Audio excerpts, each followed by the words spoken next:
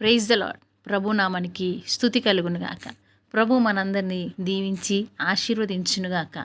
దేవుని వాక్యం సెలవిస్తుంది. మొదటి సమూయేలు రాసిన గ్రంథము 25 అధ్యాయం 33వ వచనం. నీకు ఆశీర్వాదం కలుగునుగాక. దేవునికి స్తోత్రం. ప్రభువు మనకు ఆశీర్వాదాన్ని ఇస్తానంటున్నాడు. దేవుడు ఆశీర్వదించే దేవుడు, ఎన్నడూ కూడా విడిచిపెట్టే దేవుడు కాదు. నీకు ఆశీర్వాదం కలుగునుగాక అంటున్నాడు దేవుడు. ఏ విషయంలో నీకు ఆశీర్వాదం? అదేంటి, ఇప్పటి వరకు ఏ ఆశీర్వాదాలు లేవు కదా నీ జీవితంలో. ఎప్పుడు చూసినా ఏ కార్యము జరగకుండా, ఎప్పుడు చూసినా ఏ విషయంలో కూడా అద్భుతాలు లేకుండా, నీ ఇంట్లో అసలు ఒక సాక్ష్యము కూడా లేకుండా ఉన్నావు కదా. నీలో ఆశీర్వాదాలు ఎండిపోయిన స్థితిలో ఉన్నావు కదా నువ్వు. మరి నువ్వు అనుకుంటున్నావు నాకేంటి ఆశీర్వాదాలు అంటున్నాడు. ఈ వాక్యం ఇలానే మాట్లాడుతూ ఉంటారు. వాక్యం వస్తుంది, నన్ను ఆశీర్వదిస్తామంటారు దేవుడు, కానీ ఏ ఆశీర్వాదం లేవు కదా నాకని అనుకుంటున్నావు. అయితే ఎండిన భూమిని కూడా మరలా చిగురింప చేయగల శక్తి మన దేవునికి ఉన్నది. ఎడారుల్లో నదులను పారజేయగల శక్తి ప్రభుకున్నది.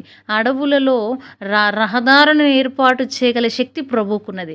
మరి ఎండిపోయిన నీ జీవితంలో, అసలు మోడు బారిపోయిన నీ లైఫ్లో, అసలు సాక్ష్యాలే లేని నీ జీవితంలో, అసలు కౌంట్లెస్ అయిపోయి అసలు ఏమీ లేదు, ఎంప్టీగా ఉన్న నీ లైఫ్లో ఈ ఉదయంకాల సమయం అందున ప్రభు నీతో ఒక మాట మాట్లాడుతున్నాడు. సహోదరి, రాత్రంతా కూడా ఒక ఆలోచనతో పడుకొని ఉన్న నీతో ప్రభు అంటున్నాడు, ఈ ఉదయం లేవగానే నిన్ను ఆశీర్వదిస్తానంటున్నాడు. నీకు ఆశీర్వాదం కలుగునుగాక. దేవునికి స్తోత్రం. నీకు ఆశీర్వాదం కలుగునుగాక అని పలుకుతున్న దేవుడు మరి జీవముతో ఉన్నాడు. ఒక మనిషిని ఆశీర్వదిస్తానంటలేడు. ఒక వ్యక్తి వచ్చి నీకు బ్లెస్సింగ్స్ వస్తాయని అనట్లేదు. ఈ ఉదయంకాల సమయం వదిన ప్రభువే వాక్యము ద్వారా నీ ఇంట్లో అడుగు పెడుతున్నాడు. ఈ మాటను నీకు ఇస్తూ బ్లెస్ చేస్తున్నాడు. నీకు ఆశీర్వాదం కలగబోతుంది అంటున్నాడు. ఏదైనా చేయగల శక్తి ప్రభువుకున్నదండి. ఎండిన ఎముకలకు జీవాన్ని ఇచ్చిన దేవుడు, అసలు ఉన్నది లేనట్టు లేనిది ఉన్నట్టు చేసే దేవుడు. నీవు నిజముగా విశ్వాసంగా ఉండి ప్రభు మీద ఆనుకొని ఉంటే ఖచ్చితంగా నువ్వు దీవించబడతావు.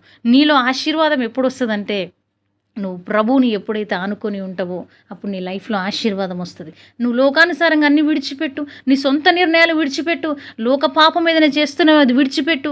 ఇంకా నీ స్థితి బాగుండట్లేదంటే నువ్వు ఏదో ప్రభువుకి నీకు మధ్యలో నీ ఆశీర్వాదం రానివ్వకుండా ఏదో అడ్డుపడుతుందని జ్ఞాపకం చేసుకో. ప్రియ సహోదరి సహోదరుడా, ఏదైనా చేయగలుగుతాడు దేవుడు. ఎందుకు డీలా పడిపోతున్నావు? ఎందుకు ప్రతి ఆదివారం చర్చికి వెళ్తున్నావు, సేవకుల మాటలు వింటున్నావు, బలమైన వాక్యము చదువుతున్నావు, అయినా నీలో ఎక్కడో అవిశ్వాసం, అయినా నీలో ఎక్కడో నిరాశ, నీలో ఎక్కడో ఓర్పు లేని తనం, విశ్వాసం లేని గుణం.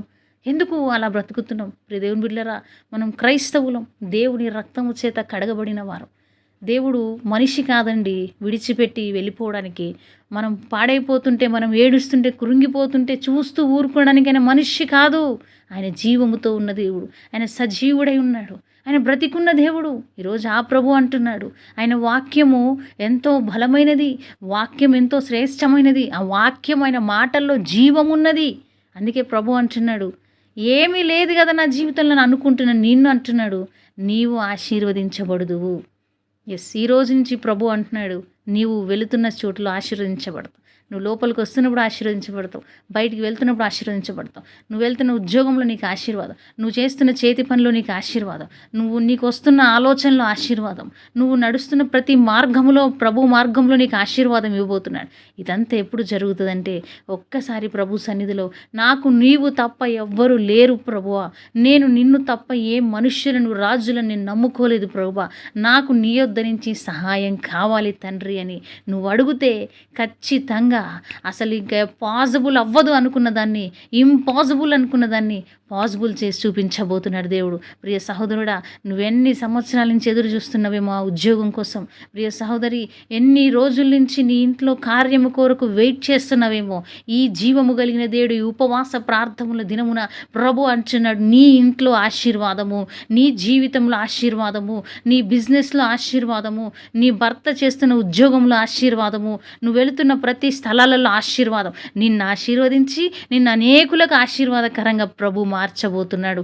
ఎప్పుడు చూసినా ఒకరి దగ్గరికి వెళ్ళి చేయి చాపుతున్నావేమో, నిన్ను ఇచ్చు స్థితిలో ఉంచుతానంటున్నాడు. నీ చేయి పై చేయిగా ఉంచుతానంటున్నాడు. దేవుని స్తోత్రం. ఈ వాక్యం నీతో మాట్లాడుతున్నాడు. నువ్వు మనస్ఫూర్తిగా రిసీవ్ చేసుకొని ఈ వాగ్దానం ఎత్తిపట్టి ఈరోజు ప్రార్థించు. ఈరోజు ఏదో ఒక మెర్రకిల్ నువ్వు చూడబోతున్నావు. పరిశుద్ధాత్మ దేవుడు అంటున్నాడు, ఈరోజు ఏదో ఒక అద్భుతం నువ్వు ఎక్స్పెక్ట్ చేయలేవు. నువ్వు మనస్ఫూర్తిగా రిసీవ్ చేసుకొని, నువ్వు జీవము కలిగిన దేవుడు నాతో ఈరోజు మాట్లాడిన నేను రిసీవ్ చేసుకొని, ఈ వాక్యాన్ని నువ్వు రిసీవ్ చేసుకొని ఖచ్చితంగా ఈ వాగ్దానం ఎత్తిపట్టి నువ్వు ప్రార్థన చేస్తే ఈరోజు ఈ ఉదయంకాల సమయం అందిన ప్రభు అంటున్నాడు, ఈరోజు సాయంత్రం లోపు నీలో ఒక గుడ్ న్యూస్ మొదలవబోతుంది. నీ జీవితంలో ఒక ఆశీర్వాదం రిలీజ్ చేస్తానంటున్నాడు. దేని కొరకైతే ఎదురు చూస్తున్నావో దా కార్యము జరిగిందన్న శుభవార్త నువ్వు వినబోతున్నావు. అది ప్రభు చిత్తమైతే ఖచ్చితంగా ఆ కార్యము దేవుడు చేయబోతున్నాడు. దేవుడు నిన్ను నూరంతలుగా ఆశీర్వదించి అనేకులకు నిన్ను ఆశీర్వాదకరంగా ఉంచుదునుగాక. ఆమేన్. తండ్రి నీకు స్తోత్రం చెల్లిస్తున్నాం. బిడ్డలు ఎక్కడ ఎండిపోయిన స్థితిలో ఉన్నారో వారిని ఆశీర్వదించి వీరి వల్ల అనేకులకు సహాయం కలుగుటకు కృప చూపించి ఈ బిడ్డలందరినీ చేతులకు అప్పగిస్తూ నీకు మహిమ చెల్లిస్తూ యేసయ్య నామములో అడుగుచున్నాను తండ్రి. ఆమేన్.